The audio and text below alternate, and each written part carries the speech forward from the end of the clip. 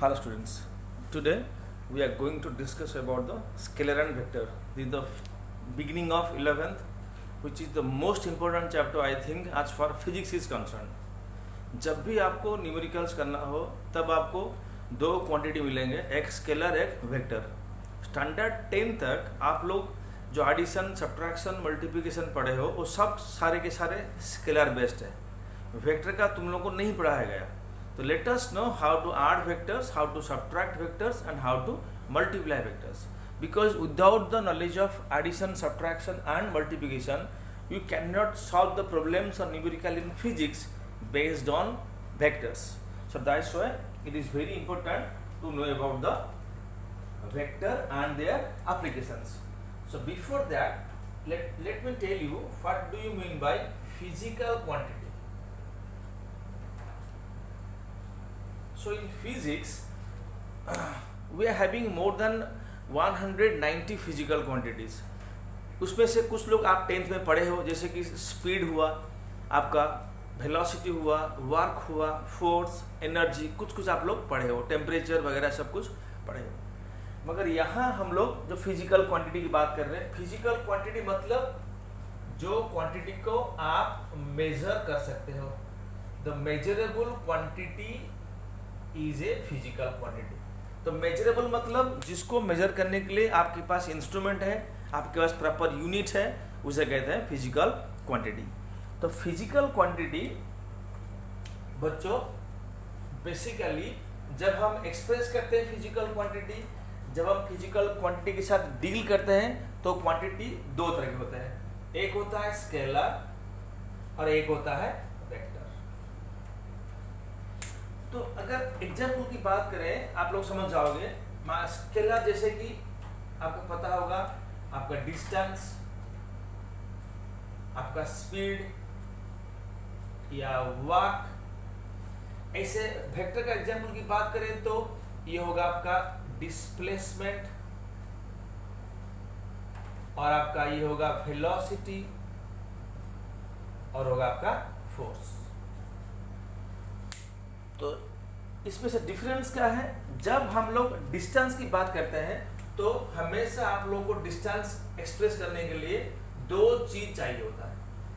40 metre जैसे लिखा example में 40 मीटर. 40 क्या होता है बच्चों? 40 होता है मैग्नीट्यूड. क्या कहते हैं उसे? इसे कहते हैं मैग्नीट्यूड. जो न्यूमेरिकल पार्ट होता है इसे कहते हैं मैग्नीट्यूड. और ये तो यूनिट है, तो बिना यूनिट आप किसी भी फिजिकल क्वांटिटी को एक्सप्रेस नहीं कर सकते. तो ये कंपलसरी है. तो यूनिट की बात हम बाद में करेंगे, एक अलग चैप्टर से है यूनिट एंड डायमेंशन. तो यूनिट तो कंपलसरी है, हम लोग बस मैग्नीट्यूड और डायरेक्शन पे फोकस करते हैं. तो जब हमको डिस्टेंस एक्सप्रेस करना हो तब हम लोग ऐसे लिखते हैं, कुछ न्यूमेरिकल पार्ट और कुछ प्रॉपर यूनिट्स. मगर जब डिस्प्लेसमेंट लिखना हो तब हम लोग क्या करते हैं? सेम चीज लिख सकते हैं. 40 मीटर तो लिखेंगे ही, मगर यहाँ आप लोगों को एक डायरेक्शन ऐड करना पड़ेगा. जैसे कि मैंने लिखा ड्यू ईस्ट. इसका मतलब ये हुआ कि पार्टिकल 40 मीटर डिस्प्लेस किया किस तरफ? Due east. तो ये जो पार्ट है आपका, ये पार्ट आपको डायरेक्शन इंडिकेट करता है, देख लीजिए. और ये वाला आपका मैग्नीट्यूड.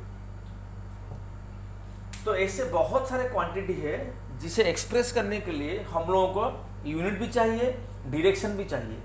और ऐसे भी क्वांटिटी है जिसको एक्सप्रेस करने के लिए सिर्फ मैग्नीट्यूड चाहिए. तो जो क्वांटिटी को दोनों चाहिए, मैग्नीट्यूड और डायरेक्शन, उसको कहते हैं वेक्टर. जो क्वांटिटी को सिर्फ और सिर्फ मैग्नीट्यूड चाहिए इसे कहते हैं स्केलर. तो ये दो तरह की क्वांटिटी है. ठीक है. तो आप लोगों को पता है कैसे मैग्नीट्यूड कैसे जो है आपका मैग्नीट्यूड कैसे डील करते हैं, एडिशन सब्ट्रैक्शन वगैरह. मगर आप लोगों को पता नहीं है कैसे वेक्टर को डील करते हैं. तो अभी हम लोग वेक्टर एडिशन सब्ट्रैक्शन मल्टीप्लिकेशन पढ़ेंगे. तो हो गया. तो इन सिंपल डेफिनेशन स्केलर मतलब these are the quantities those requires only magnitude for their representations, and vector are the quantities those needs both magnitude and direction for the representations. And these are the examples. Okay.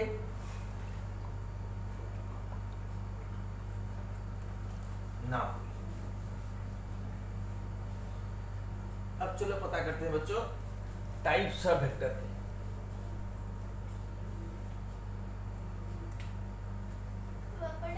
अगर रे time अगर vector representation की बात करें, अगर diagram पे अगर vector लिखना हो तो हम लोग रे के द्वारा रिप्रेजेंट करते हैं। तो रे represents a vector, this part gives you the magnitude and this arrowhead gives you the direction, this arrowhead. And जो ये वेक्टर का बेसिकली ये होता है टेल, ये वाला, अरे एरोहेड पर्सन होता है head. So this is the way a vector is represented diagrammatically. Okay. Now let us discuss about the types of vectors.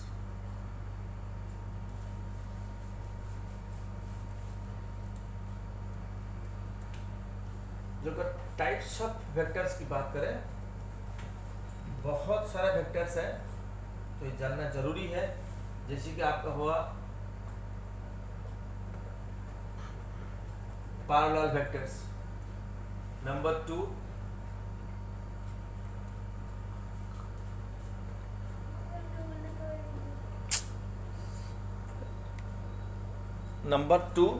anti parallel vectors।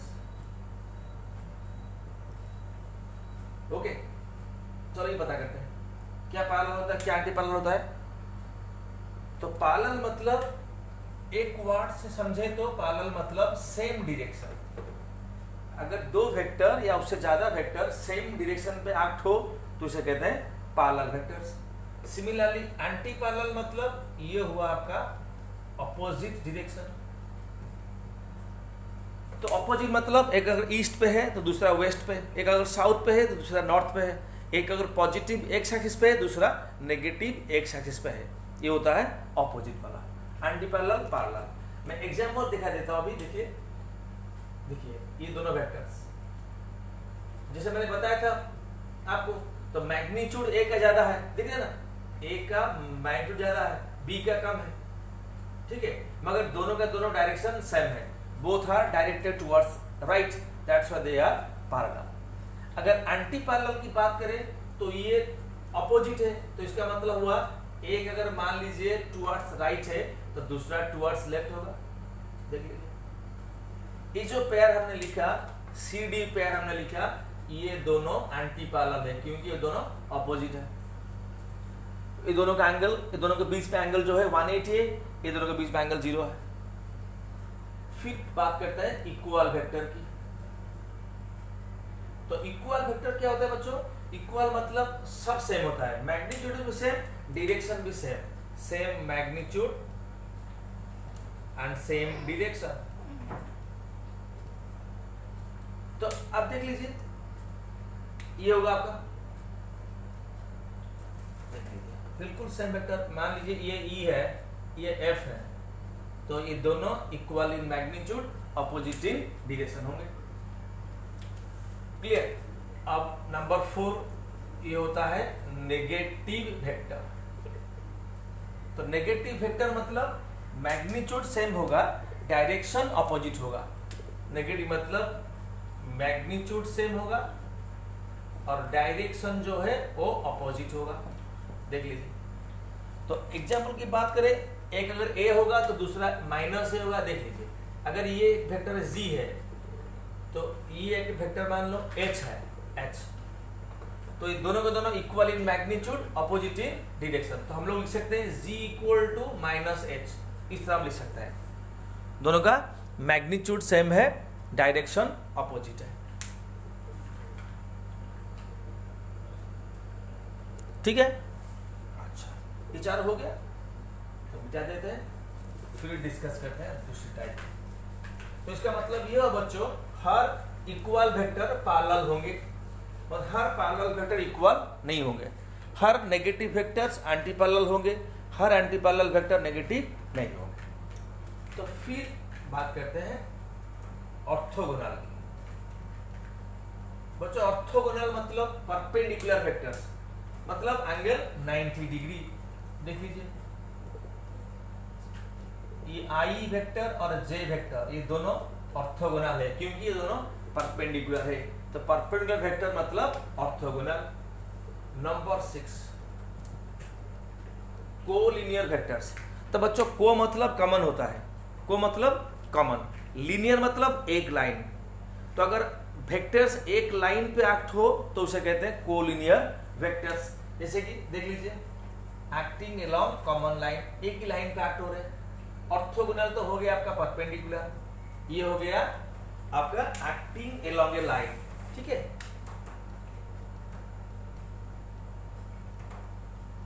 Along A line, ये parallel हो सकते हैं, ठीक है। ये हो गया 7।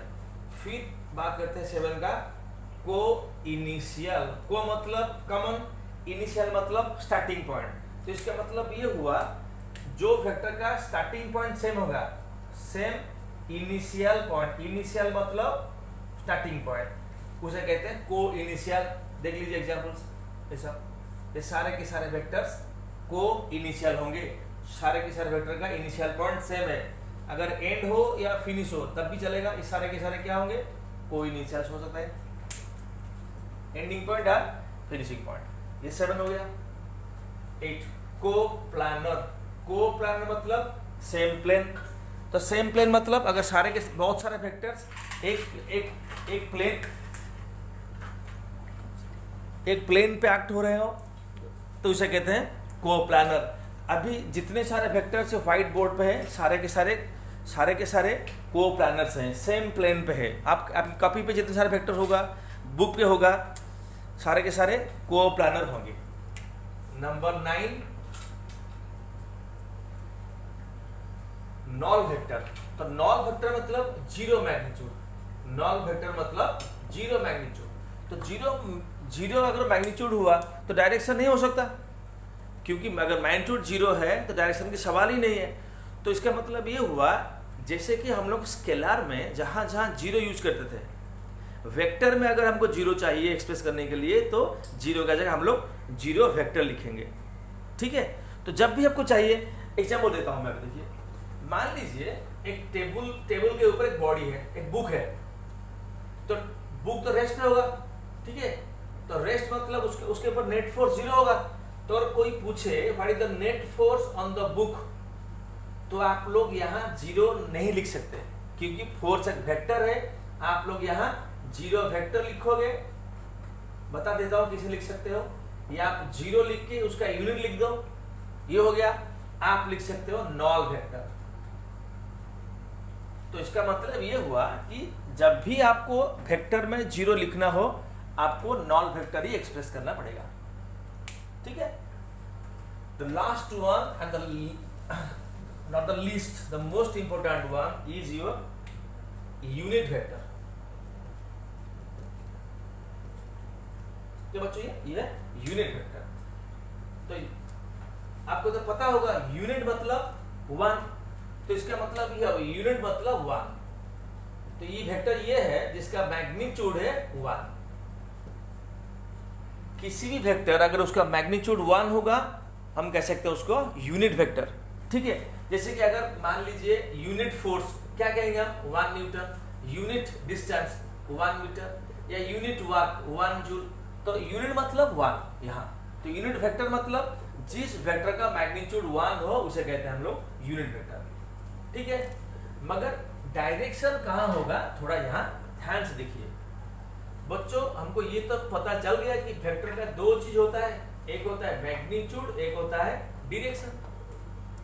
जहां तक मैग्नीट्यूड का सवाल है, हम लोग न्यूमेरिकल पार्ट से उसको एक्सप्रेस करते हैं। जहां तक डायरेक्शन का सवाल है, तो हर वेक्टर का डायरेक्शन को एक्सप्रेस करने के लिए, हर वेक्टर का डायरेक्शन को एक्सप्रेस करने के लिए हमको एक यूनिट वेक्टर चाहिए। तो इसका मतलब ये हुआ हर वेक्टर का एक डायरेक्शन या यूनिट वेक्टर है। डायरेक्शन मतलब यूनिट वेक्टर। तो इसका मतलब ये हुआ एक वेक्टर को हम लिखेंगे, मान लीजिए एक वेक्टर है। तो एक वेक्टर को कैसे लिखते हैं देख लीजिए। फर्स्ट ये होगा ए कैप, और देख लीजिए ये होगा ए मैग्नीट्यूड एंड ए कैप, देख लीजिए। तो जहां जो ए मैग्नीट्यूड है, ये पार्ट है, ये है आपका मैग्नीट्यूड ऑफ ए। क्या कहते हैं उसे, मैग्नीट्यूड ऑफ ए। जो ए कैप है क्या रेडी करेंगे, ए कैप, ये है आपका unit vector of A, unit vector of A. तो इसका मतलब ये हुआ यूनिट वेक्टर मतलब यूनिट वेक्टर मतलब जिसके ऊपर कैप हो और ये स्मॉल लेटर होना चाहिए। तो ए क्या मतलब यूनिट वेक्टर ऑफ ए। तो इसका काम क्या है, इसका काम है वेक्टर ए का डायरेक्शन शो करना। इसका मतलब ये हुआ अगर ए कैप एक्स एक्सिस पे है तो वेक्टर ए भी एक्स एक्सिस पे होगा, अगर ये ईस्ट पे है तो ये ईस्ट पे होगा, ये टुवर्ड्स राइट हैंड साइड है ये भी राइट हैंड साइड होगा। तो हर वेक्टर का एक डायरेक्शन या यूनिट वेक्टर होता है। तो यूनिट वेक्टर मतलब इसका काम एक ही है, डायरेक्शन शो करना, क्योंकि इसका तो मैग्नीट्यूड 1 है, तो 1 को मल्टीप्लाई करने से जो ये आपका चेंज पार्ट जो है वो चेंज नहीं होगा, तो ये मल्टीप्लाई करने से पूरा का पूरा वेक्टर बन जाता है। ये सिर्फ मैग्नीट्यूड है और ये मल्टीप्लाई करने से पूरा वेक्टर हो गया, ये डायरेक्शन ये magnitude. So that means each vector is associated with A unit vector, जिसका काम है डायरेक्शन शो करना। हर वेक्टर का एक यूनिट वेक्टर या डायरेक्शन होता है, ठीक है। तो ये है आपका वेक्टर रिप्रेजेंटेशन। और अभी बता देते हैं, आपका पता होगा हम लोग 3 एक्सिस है, आई कैप, जे कैप, के कैप। ये एक्स एक्सिस का डायरेक्शन के लिए हम लोग आई कैप लिखेंगे, एक तो स्मॉल लेटर लिखेंगे फिर कैप लगाएंगे, ये है perfect notation of unit vector.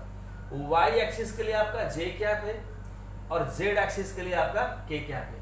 ये तीनों यूनिट वेक्टर आपको याद रखने होंगे। तो इसका मतलब ये हुआ कैसे यूज करते हैं देख लीजिए आप। तो अगर एक डिस्प्लेसमेंट एक बॉडी का 4 मीटर एलोंग एक्स एक्सिस है, तो एलोंग एक्स एक्सिस मतलब पॉजिटिव हो सकता है, नेगेटिव हो सकता है। मान लीजिए पॉजिटिव एक्स एक्सिस है डायरेक्शन, तो हम लोग ये जो पार्ट है पूरा का पूरा डायरेक्शन के लिए सिर्फ आई कैप लिखने से होगा, क्योंकि आई कैप एक्स एक्सिस का यूनिट वेक्टर है। तो आई कैप लिखने से हमको ये पता चल जाएगा कि डायरेक्शन पॉजिटिव एक्स एक्सिस तरफ है। मान लीजिए फोर्स है,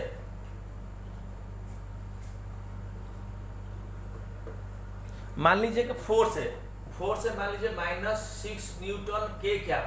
तो 6 न्यूटन जो है वो मैग्नीट्यूड है, या 4 मीटर मैग्नीट्यूड था। डायरेक्शन यहाँ किस तरफ है, डायरेक्शन यहाँ है नेगेटिव जेड एक्सिस।